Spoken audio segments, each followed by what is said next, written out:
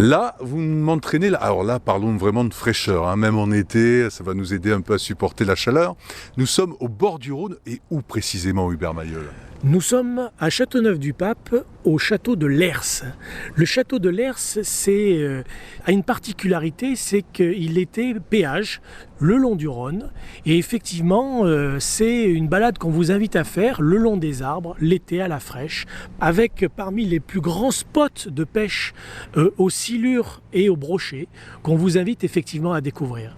Et en plus, avec un peu de chance, on peut ramasser des figues sur les quelques figuiers au bord de l'eau. Ils aiment l'eau, hein. Alors, ce château en ruine a toute une histoire. Il n'est pas forcément très connu, d'ailleurs.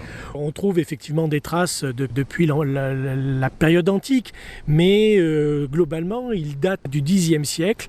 Et du Xe siècle jusqu'à raisonnablement jusqu'à la Révolution française, il y a une vie dans ce château de Lers.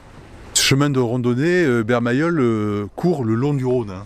Oui, effectivement, et sera complété prochainement par la Via Rhôna qui va longer justement les bords du Rhône depuis Caderousse-Orange et jusqu'à Châteauneuf-du-Pape en passant par le château de Lers. Ce parcours au bord du Rhône, là aussi, auprès de l'office de tourisme d'Orange, Châteauneuf-du-Pape, Caderousse, on trouve des éléments, des informations?